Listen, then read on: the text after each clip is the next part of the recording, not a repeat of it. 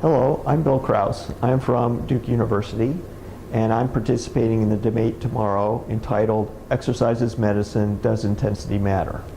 And I'm presenting the position that intensity does matter, but that it may not be in the direction that people might think. That in fact, in many instances, a lower intensity exercise may be more beneficial for health outcomes than is high intensity exercise.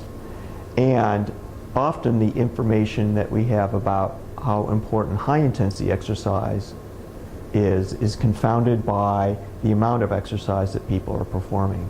So in fact, it may be amount of exercise and not intensity that's the dominating factor. I think at the end of the day, Dr. Gabala and I agree that intensity does matter, but not necessarily in the direction that most people think. I presented data from our STRIDE studies to show that in fact, in some instances and for some outcomes, such as blood glucose control and blood fat content, that in fact, moderate intensity exercise may be more beneficial than high intensity exercise at the same amount.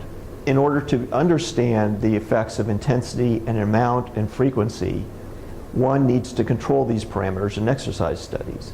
But one cannot control all three parameters in the same study.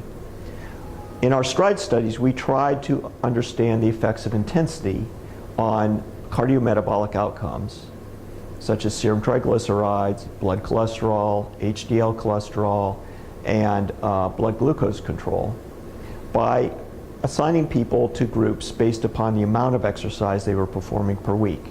We allowed subjects to vary according to strict guidelines the intensity that they performed their exercise, which let loose the frequency and the amount of time per session that they were exercising.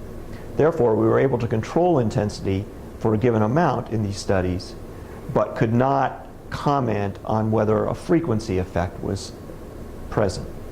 In these studies, we showed in two separate 5-year studies funded by the National Institutes of Health that in fact moderate intensity exercise was more beneficial than high intensity exercise at the same amount on controlling blood glucose as well as serum triglycerides.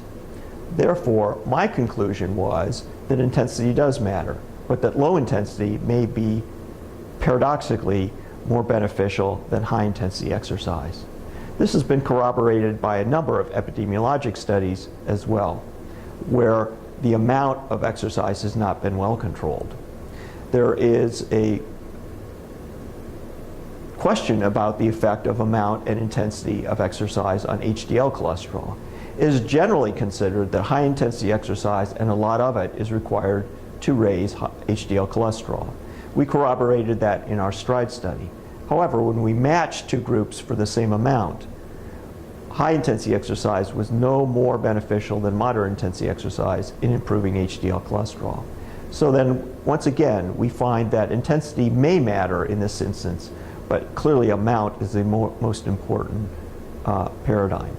As we move forward in these studies and in this line of work, which is very important, we will be able to then individualize exercise prescriptions for people based upon what their medical needs are. I look forward to this exciting development in medical science. Thank you very much for your attention.